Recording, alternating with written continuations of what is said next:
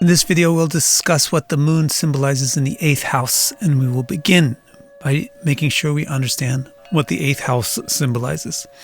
So here you can see what it is physically. Literally, it's the area of the sky that's immediately above the western horizon. And that is the reason why it symbolizes everything that it symbolizes. The area of sky that's above the horizon is the area that contains the erosive weather.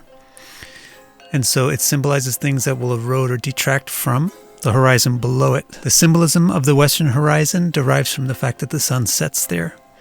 And so the 8th house fundamentally symbolizes the erosion of the west, or in other words, the erosion of the sunset.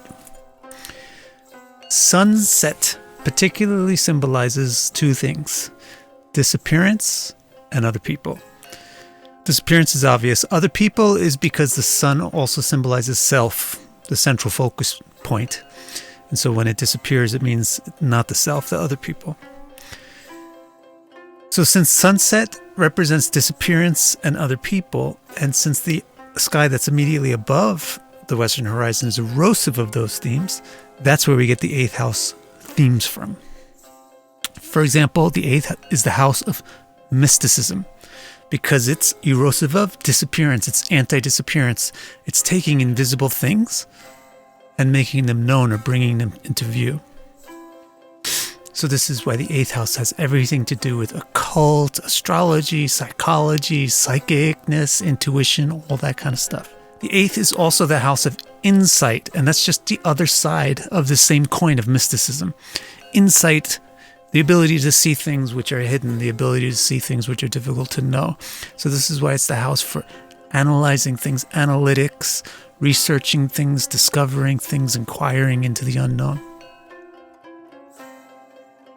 Also, disappearance means death. And so the 8th house being erosive of disappearance means that it's also erosive of death. This is why it's the house of life force, or Ayushpav. So it's the source of vitality, and this is why it has to do with sex and reproduction, because that's the source of life, right? That's the way you defeat death, is by having new life. However, the 8th house isn't really famous as the anti-death house, is it? It's more famous as the death house. And the reason for that is, although the 8th house symbolizes vitality and the reproduction and the forces that work against death, the planet that's entering into the 8th house is going to be disappearing, both by the fact that soon it's going to go over the western horizon, and also by the fact that the 8th house, by its angle to our eye, is very difficult to see. This is when you get blinded by the sun, when it's in the 8th or the 12th. So, although the 8th house represents anti-deaths, usually when we put a planet in it, the planet's symbolism sort of disappear. To make sure that we have a complete understanding of the 8th house, let's also look at this concept that the sunset signifies other people. So therefore, the 8th house is about erosion of other people, or what we extract from other people. That's why it's the house of personal gains. And gaining things or being given things by other people. So like inheritances, gifts, donations, or just the ability to earn or extract money from others, like salespeople can do. Also, the 8th house has a very clear character of being individualistic, or not really cooperating with the group. Now that is what we need to know about the 8th house. Let's do a similar analysis for the moon so that we're totally equipped to understand the moon in the 8th house. The moon, when you think about what it literally is it's a really bright thing that comes out at night. And hence it's a very dichotomous or dipolar thing, because it's bright, but you only see it at night.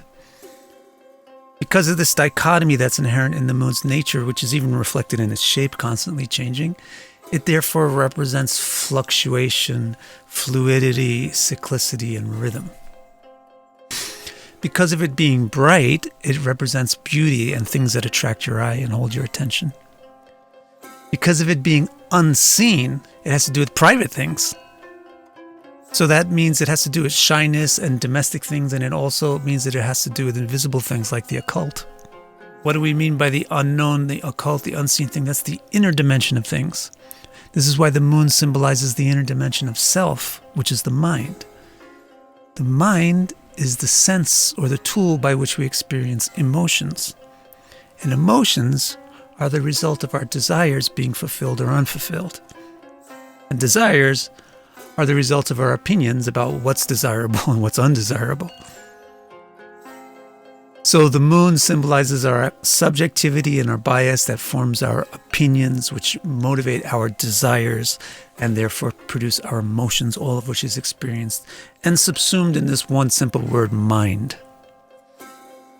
Furthermore, because the moon is internal, it represents the internal gender, which is female.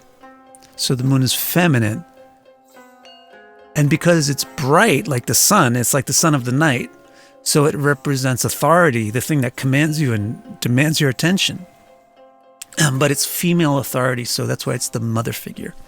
Now that we clearly know what the 8th house represents and what the moon represents, we can dive into exploring what the moon in the 8th house signifies. All that we have to do is look for things about the moon that directly have something to do with stuff about the 8th house. You may have already noticed this one. The moon has to do with internal, so unseen things. And the 8th house is great with that because it has to do with bringing invisible things to light. So the moon is all about the unseen and the 8th house is all about the occult. And that's a very good combination. If you want to understand the moon in the 8th house, you just have to think about the fact that the moon and the 8th house both have to do with occult, unknown, internal, psychological, mysterious things. Another thing that you should realize is that the 8th house has to do with sex. And what does that have to do with the moon? The moon has to do with desire. Right? It's about the mind, which is based on emotion, which is based on desire. So that's another thing where the moon and the 8th house are very synergistic. They work well together. If you want to understand the moon in the 8th house, you just have to imagine the ramifications of that synergy between desire and sexuality. The third and final important thing about the moon in the 8th house is that the moon is very domestic, but the 8th house is very defiant. So in other words, the moon is sort of compliant and cooperative, but the 8th house is sort of defiant and uncooperative. And so to understand the moon in the 8th house, you just have to imagine and envision the ramifications of that disharmony. So let me give you some concrete suggestions about how to imagine these things. For example, the moon being unseen and the 8th house being occult. If you have the moon in the 8th house, therefore, expect the native to be an esoteric type of individual. Some type of esotericism will be their forte or be what their minds get attracted to naturally. Probably the occult or something cosmic or something spiritual. Maybe psychological, something like that. On the topic of the moon being desire and the 8th house being sex, what's the implication of that? This individual is sexual, and lust is a synonym for ambition. So these individuals are ambitious, and also sexual is a synonym for sexy, which is a synonym for charismatic. So expect moon in the 8th house people to be sexually active, ambitious, desirous, and charismatic. Convincing, seductive, attractive. Finally, on the issue of the moon being kind of compliant and domestic versus the 8th house being defiant, well, expect these natives to be rebellious and a bit uncooperative. Let me give you some names of well-known people who have the moon in the 8th house in the correct system. So in other words, in the system which I recommend, in a whole sign house system using tropical signs. With verified birth times, because that's important when you're giving examples for houses.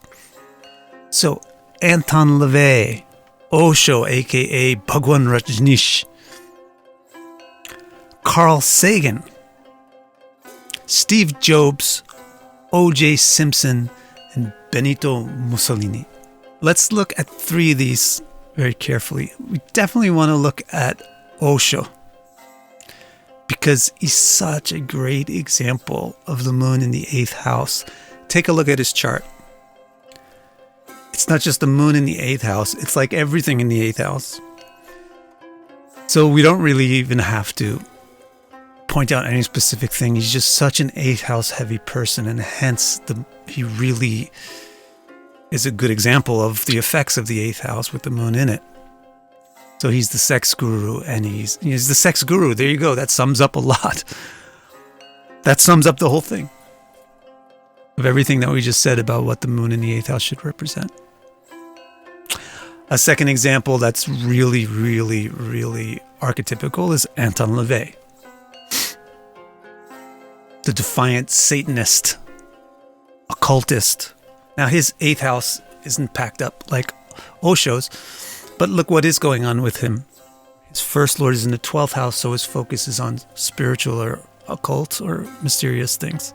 He has Mercury with very close to Rahu, so his intellect is not going to function in a normal way. That Mercury is the lord of his 5th house, so it's forming a Raj Yoga with Rahu, along with Venus, which is the lord of the 9th, forming another Raj Yoga with Rahu. So he's a very, very uniquely strong intellect for weird stuff.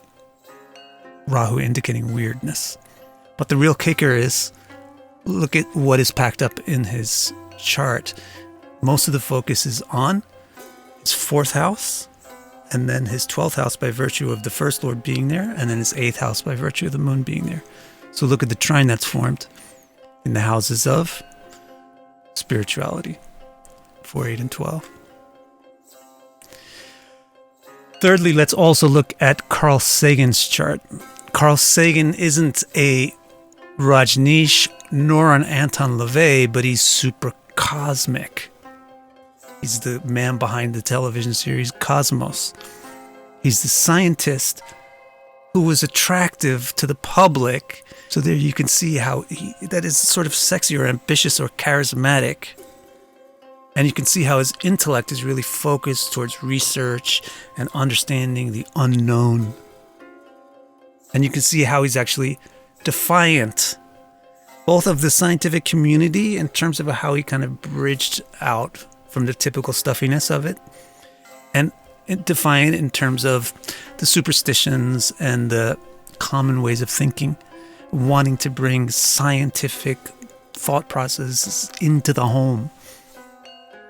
So take a look at his chart. The key thing in his chart is the house exchange between 5 and 7.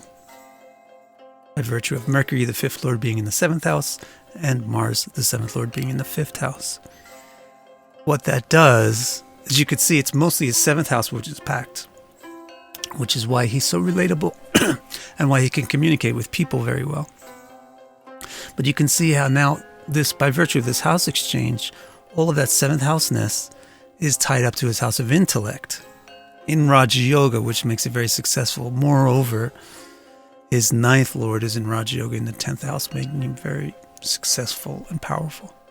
If you want to actually have my interpretations for all of your placements in your chart, you can go to my website and order that from the charts page. It's victorcara.com/R2. Thank you so much.